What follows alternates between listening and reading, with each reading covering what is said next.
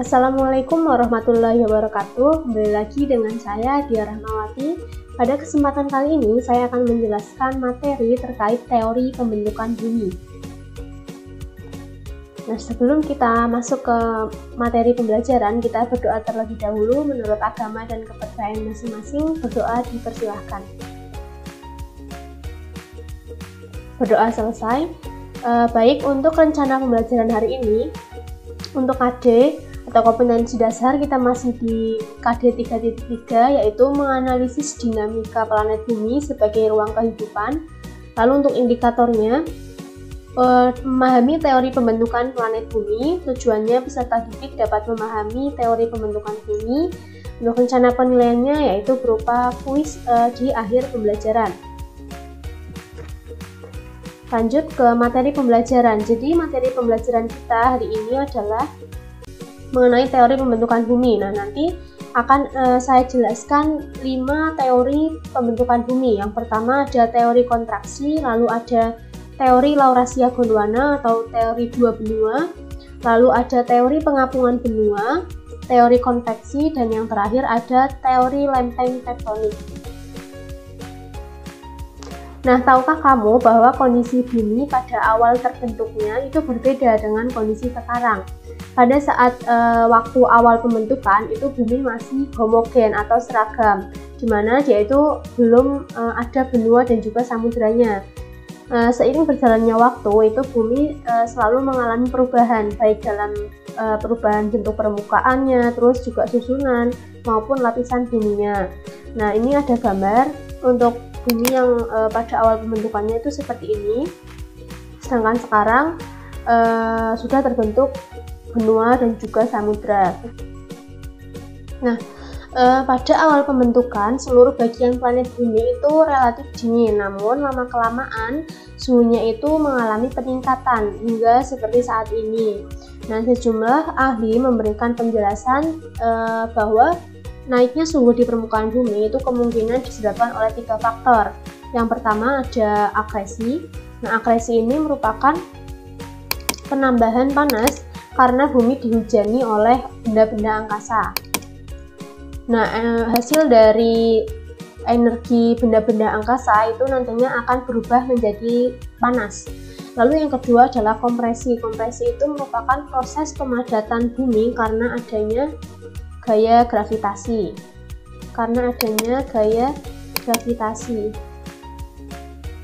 Lalu yang ketiga ada disintegrasi atau proses penguraian unsur-unsur radioaktif seperti uranium, kemudian ada thorium, potasium, di mana proses-proses penguraian tersebut disertai atau diiringi dengan proses pelepasan panas. Gitu. Nah, lanjut, proses pembentukan bumi itu terdiri dari 3 tahapan.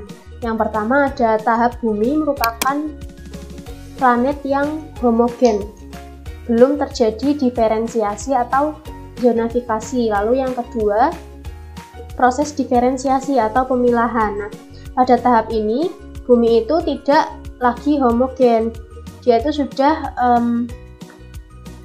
terbagi menjadi 2 bagian, yaitu material yang berat itu berada di bawah pusat bumi, sedangkan material yang ringan itu berada di atas permukaan bumi. Sedangkan tahap yang ketiga adalah proses zonifikasi, di mana bumi itu terbagi menjadi beberapa zona, yaitu yang seperti yang sudah kita bahas di pertemuan lalu, bahwa bumi itu terdiri dari 3 lapisan. Yang pertama ada lapisan inti atau biasa disebut dengan barisfer, lalu ada lapisan mantel, di mana di situ ada namanya astenosfer. Lalu yang ketiga atau bagian yang terluar adalah kerak benua dan juga samudra atau biasa disebut dengan litosfer. Nah, di sini langsung saja kita masuk ke teori pembentukan bumi. Jadi ada banyak teori yang mengungkapkan tentang proses-proses pembentukan bumi. Nah, yang pertama ada teori kontraksi. Teori ini dikemukakan pertama kali oleh Descartes, kemudian didukung oleh ahli lain yaitu ada James Dana dan juga Elie de Bauman. Nah, menurutnya itu bumi mengalami penyusutan dari masa ke masa karena adanya proses pendinginan. Nah, akibat dari proses penyusutan ini, permukaan bumi mengalami pengkerutan dan terbentuklah relief berupa gunung, lembah, dan juga dataran.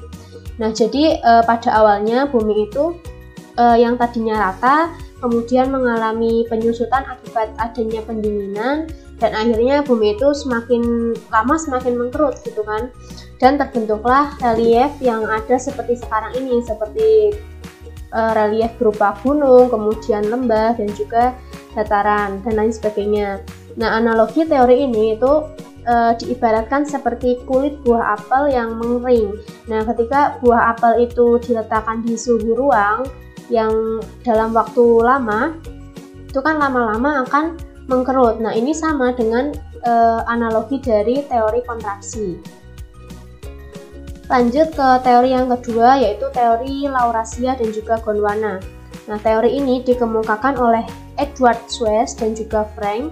Menurutnya, pada awalnya bumi itu terdiri atas dua benua yang sangat besar, yaitu ada Laurasia di bagian kutub utara yang ini Laurasia, lalu Gondwana yaitu pada bagian kutub selatan.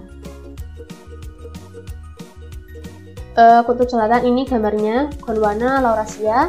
Lalu kedua benua ini terus mengalami pergerakan ke arah ekuator hingga pada akhirnya terpecah menjadi beberapa benua yang lebih kecil.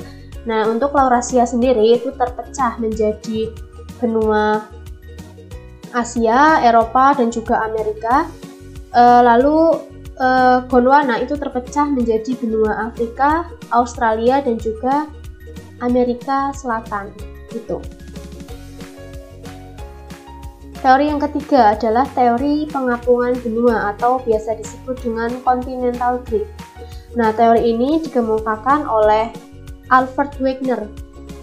Ia menyebutkan bahwa pada awalnya hanya terdapat satu benua saja, dan itu sangat besar, yang disebut dengan benua Pangea atau Pangea, dan terdiri dari samudra yang luas bernama Pantalasa atau Tethys.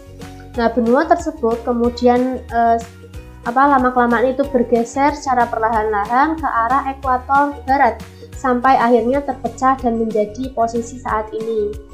Nah, teori pengapungan benua ini itu ada kaitannya dengan teori yang ini, Laurasia dan Gondwana.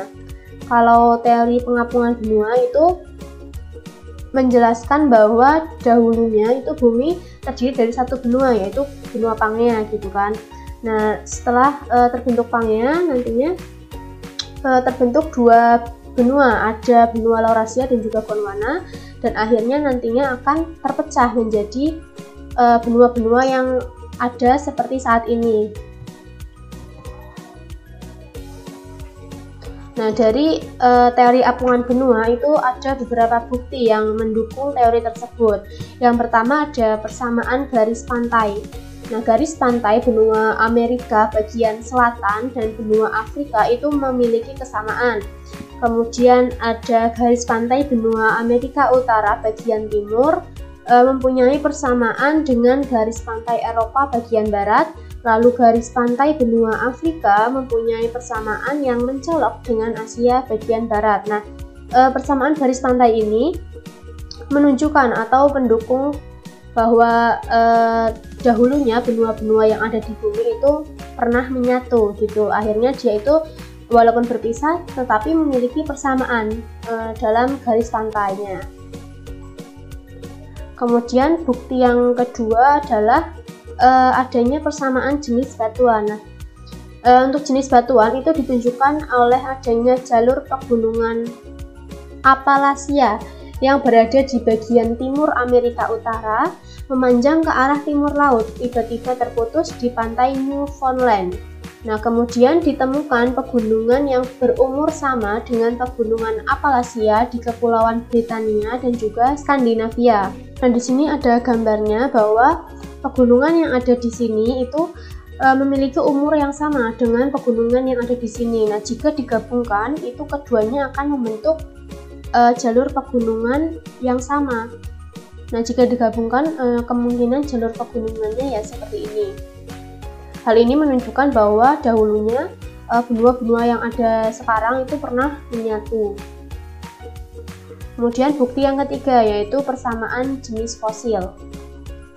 Nah, adanya fosil Mesosaurus yang sejenis dan hanya ditemukan di kedua sisi benua Amerika dan Afrika selama masa Paleozoikum dan awal Mesozoikum, itu sisa-sisa organismenya ditemukan seperti menjadi bukti bersatunya benua Amerika dan juga Afrika. Nah, selain adanya fosil Mesosaurus yang hanya ditemukan di benua Amerika dan Afrika, itu ada juga fosil-fosil yang lain. Nah, anak-anak bisa melihat pada gambar di sini itu ada fosil Pitherosaurus, lalu ada fosil Sinognathus dan juga fosil Besopteris gitu. Nah, persamaan jenis fosil ini itu menandakan bahwa beberapa benua itu dahulunya pernah menyatu, seperti contohnya benua Amerika dan Afrika itu dahulunya pernah bersatu. Kemudian teori yang keempat adalah teori konveksi. Nah, teori ini dikemukakan oleh Arthur Holmes dan kemudian dikembangkan oleh Harry Hess dan juga Robert Gies. Nah, teori ini menyebutkan bahwa terdapat aliran konveksi ke arah vertikal di dalam lapisan astenosfer yang agak kental berupa magma atau lava, di mana aliran konveksi tersebut merambat ke dalam kerak bumi dan menyebabkan batuan kerak bumi melunak gitu. Nah, gerakan aliran tersebut yang dari dalam itu mengakibatkan permukaan bumi menjadi tidak merata. Nah, ketika aliran konveksi yang berupa magma tadi sampai ke permukaan, maka dia akan membentuk yang namanya mid-oceanic ridge atau punggung tengah samudra. Di bagian sini akan terbentuk punggung tengah samudra dan magma tersebut akan membeku dan menyebar ke dua sisi dan membentuk yang namanya kerak bumi baru, seperti itu. Nah, ini ada contoh dari pematang atau punggung tengah samudra, yaitu ada Mid-Atlantic Ridge, yaitu punggung tengah samudra di Samudra Atlantik. Jadi pada awalnya itu benua Amerika dan Afrika menyatu, namun karena adanya aliran konveksi atau magma yang sampai ke permukaan sehingga membentuk yang namanya Mid-Atlantic Ridge atau punggung tengah Atlantik di Samudra Atlantik. Nah, untuk gambarnya seperti ini, semacam pegunungan gitu, tetapi dia itu sampai ke dasar laut, tidak hanya di daratan saja. Nah, lanjut ke teori yang kelima, yaitu teori lempeng tektonik. Teori ini dikemukakan oleh Tozo Wilson. Nah, kulit bumi itu terdiri atas beberapa lempeng tektonik yang berada di atas lapisan astenosfer. Lempeng tektonik ini selalu bergerak karena adanya pengaruh arus konveksi dari lapisan astenosfer. Nah, litosfer bumi itu terdiri dari dua lempeng, ada lempeng benua dan juga lempeng samudra. Untuk lempeng samudra itu tersusun dari batuan basa, sedangkan lempeng benua tersusun dari batuan asam. Nah, lempeng samudra ini massa jenisnya jauh lebih berat dibandingkan dengan lempeng benua. Dalam teori lempeng tektonik itu dikenal adanya tiga gerakan. Ada gerakan konvergen, ini yang atas, lalu ada divergen dan juga transform. Mari kita bahas satu persatu. Untuk yang pertama ada gerak konvergen. Untuk gerak konvergen sendiri itu merupakan gerakan saling bertemu atau bertubrukan antara lempeng tektonik, baik lempeng benua maupun lempeng samudra. Untuk ini gambarnya, jadi lempeng, ada pertemuan dua lempeng yang saling bertumbukan. Nah, dalam gerakan konvergen itu terdapat tiga jenis gerakan. Ada gerakan subduksi, obduksi, dan juga kolisi. Nah, untuk subduksi adalah pergerakan konvergen antara lempeng benua dan juga lempeng samudra, di mana lempeng samudra itu menyusup ke bawah lempeng benua. Jadi untuk subduksi itu ada lempeng benua dan juga lempeng samudra, di mana lempeng samudra itu kan memiliki massa jenis yang jauh lebih besar dibandingkan dengan lempeng benua, sehingga lempeng benua itu berada di bawah atau menyusup ke bawah sedangkan lempeng benua itu berada di atasnya. Nah, dikarenakan adanya lempeng samudra, maka subduksi ini menghasilkan yang namanya palung laut gitu. Nah, sedangkan untuk abduksi adalah pergerakan konvergen antara lempeng benua dan juga lempeng samudra. Namun untuk gerakan abduksi ini yang ada di bawah atau yang menyusup ke bawah adalah lempeng benuanya, bukan samudranya. Lalu yang gerakan ketiga adalah gerakan kolisi atau gerakan konvergen antara lempeng benua dan juga lempeng benua. Jadi ini tuh berupa pertemuan benua dengan benua. Nah, karena benua ini memiliki massa jenis yang sama, kan sama-sama benua, sehingga pergerakan ini nantinya akan menghasilkan pergerakan yang ke atas seperti ini dan menghasilkan sebuah pegunungan yang tinggi atau pegunungan lipatan. Nah, ini merupakan gambarnya. Untuk yang atas ini merupakan gerakan subduksi, yaitu pertemuan antara lempeng samudra dengan benua, di mana tadi lempeng samudranya itu menyusup ke bawah, sedangkan lempeng benuanya itu ada di atas. Nah, ini menghasilkan yang namanya palung atau trench. Nah, contohnya adalah palung yang membentang dari barat Sumatera, kemudian melewati selatan Jawa, dan juga sampai ke selatan Nusa Tenggara. Kemudian gambar yang kedua ini merupakan gambar dari kolisi, yaitu bertemunya lempeng benua dengan lempeng benua yang menghasilkan pegunungan lipatan yang tinggi. Nah, ini contohnya membentuk pegunungan lipatan. Contohnya ada pegunungan Himalaya, kemudian pegunungan Alpen, pegunungan Rocky, dan juga pegunungan Andes. Nah, ini untuk hasil dari gerak konvergen, ada palung, lalu ada pegunungan Himalaya, pegunungan Rocky, pegunungan Andes, dan juga pegunungan Alpen. Lanjut ke gerak yang kedua adalah gerak divergen. Kalau tadi konvergen itu merupakan bertemunya dua lempeng, kalau ini itu kalau divergen itu merupakan gerakan menjauhnya kedua lempeng. Nah, perbedaan ini nantinya akan menyebabkan magma naik dari pusat bumi. Jadi ketika lempeng itu saling menjauh, maka magma yang ada di sini akan muncul atau merambat ke atas dan nantinya akan membeku membentuk mid-oceanic rift atau tadi punggung tengah samudra.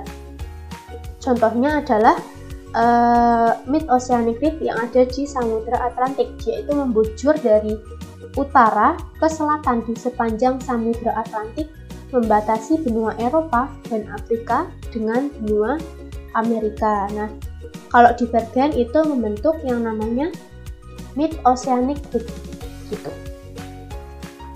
Kemudian gerakan yang ketiga adalah gerakan transform. Nah, gerakan ini merupakan gerakan berlawanan arah yang menyebabkan terjadinya pergesekan antar lempeng tektonik. Jadi gerakannya itu ke depan dan juga ke belakang gitu. Nah, pergerakan ini menghasilkan suatu sesar atau patahan. Patahan yang mendatar berjenis strike slip fault. Nah, contohnya adalah sesar atau patahan San Andreas yang terbentang sepanjang 1.200 km yang merupakan salah satu relief yang terbentuk akibat adanya proses pergeseran lempeng Samudra Pasifik dengan lempeng benua Amerika Utara. Nah, untuk materi kita sudah selesai. Untuk kesimpulannya, jadi untuk teori kontraksi itu menyatakan bahwa bumi itu mengalami pendinginan yang menyebabkan permukaan bumi mengkerut sehingga terbentuklah relief bumi seperti yang saat ini. Kemudian untuk teori dua benua itu menyatakan bahwa bumi itu dahulu ada dua benua, yaitu ada Laurasia dan juga Gondwana. Nah, kedua benua ini mengalami pergerakan terus-menerus hingga akhirnya terpecah menjadi beberapa benua seperti saat ini.